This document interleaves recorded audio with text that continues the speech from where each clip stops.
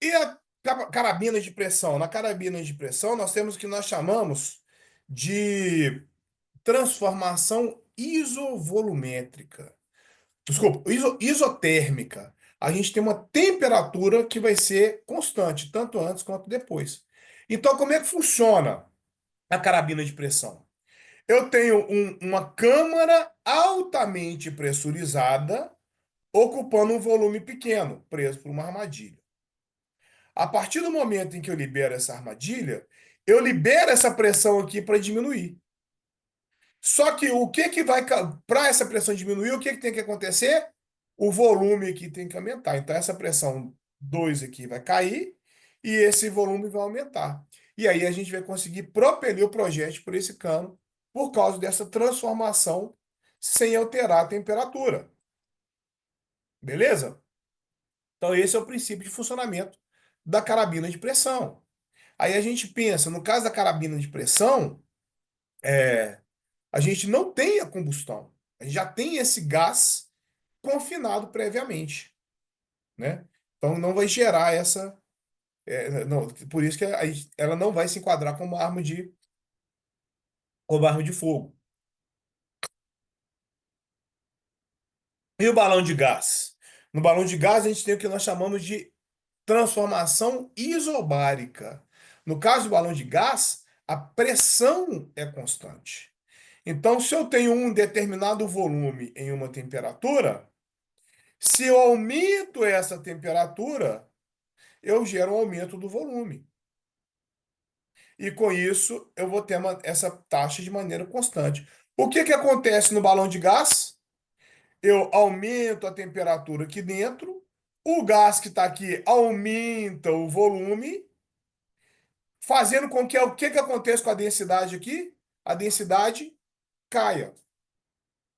Caindo a densidade, a tendência do balão é subir, porque ele fica mais leve com o ar, que o ar. Entendido? Entendido? Muito bem. Então, a partir daí, a gente consegue estabelecer a equação de geral dos gases, né? Que vai ser a relação para qualquer gás.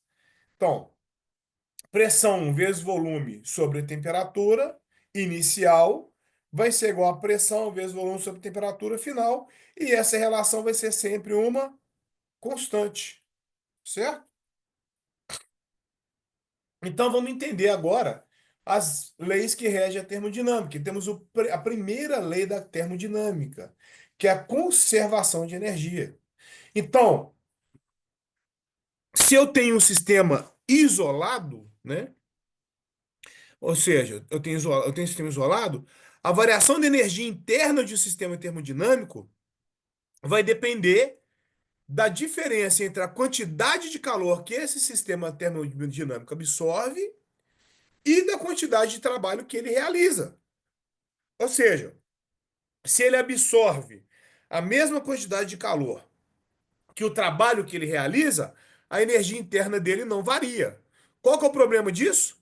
A gente não consegue fazer um sistema que todo o calor que ele recebe seja transformado em trabalho, né?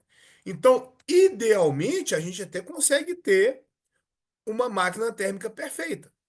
Seria isso. Só que na prática a gente não consegue, porque a gente não consegue converter todo o calor em trabalho, tá?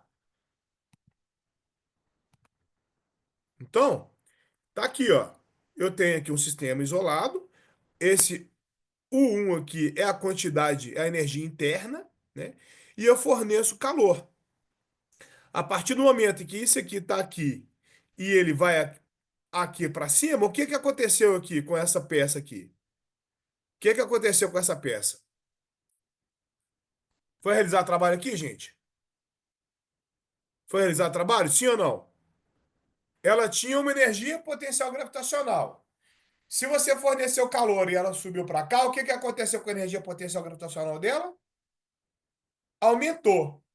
Tive variação de energia? Tive. Então eu tive trabalho realizado. Faz sentido? Só que esse trabalho aqui, ele vai ele vai causar uma variação da energia interna também. Ou seja, não vai ser todo esse calor que vai resultar em trabalho, porque uma parte do calor vai resultar em variação da energia interna, certo? Então pensa no seguinte, vamos sair um pouquinho da energia mecânica para a gente poder entender, né? Vocês aí, ô Hamilton, olha para cima aí. Que tipo de lâmpada que está no teto da sua casa?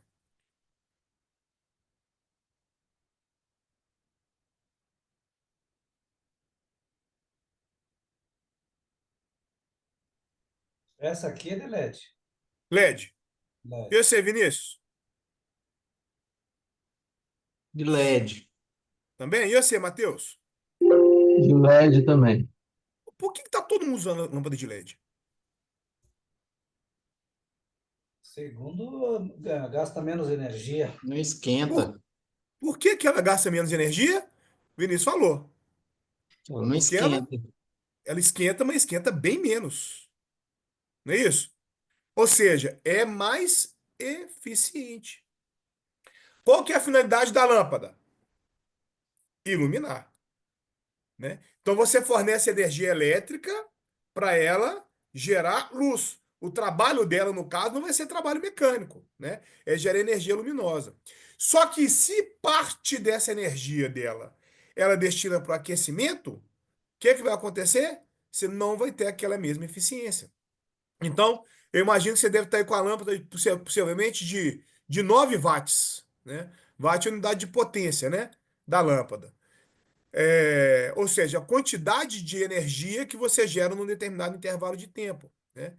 Com 9 watts, ou seja, consumindo 9 watts de energia, né? Por tempo, você consegue a mesma luminosidade que uma lâmpada incandescente de 60 watts. Então, olha só a diferença de eficiência energética, né? Uma lâmpada LED, ela consegue ser quase 6 vezes mais eficiente que uma lâmpada incandescente. Por quê? A maior quantidade de energia que vai para a lâmpada incandescente é para quê? Para o calor, que não é a finalidade principal da lâmpada. Beleza?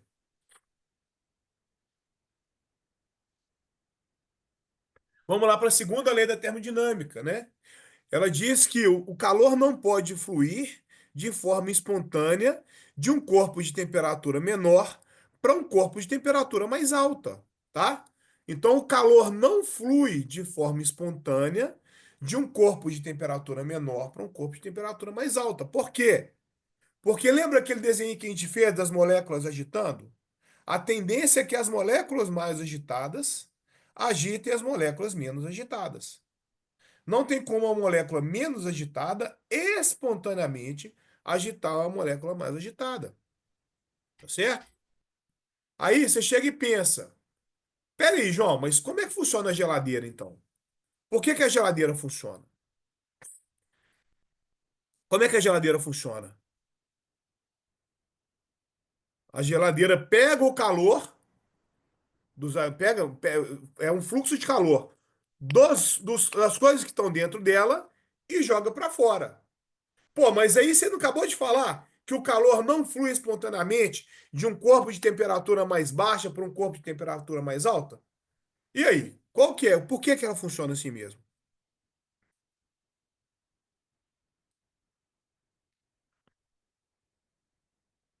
Porque E não é aí? espontâneo, tem uma força externa.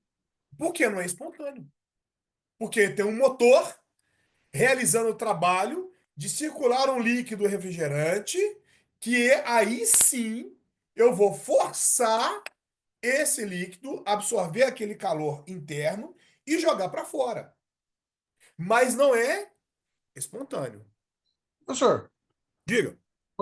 no exemplo passado, o senhor deu que das moléculas, né? Que as moléculas mais agitadas, elas colocam as moléculas menos agitadas para maior agitação, né? Na Aham. transferência de calor. Mas Sim. na física nada se perde, nada se cria, tudo se transforma. A partir do Sim. momento que ela coloca que ela usa da energia dela para agitar uma outra molécula menos agitada, também não há uma perda de calor porque ela vai transferir energia para outra molécula? Perfeito, perfeito, perfeito, exatamente. E aí o que que acontece? Acontece o quê? Equilíbrio. Um equilíbrio, a gente chama de equilíbrio térmico, né? Essa que está mais agitada, agita essa que está menos. Então a que está menos agitada fica mais agitada. Só que a que está mais agitada fica menos agitada e a gente tem um equilíbrio.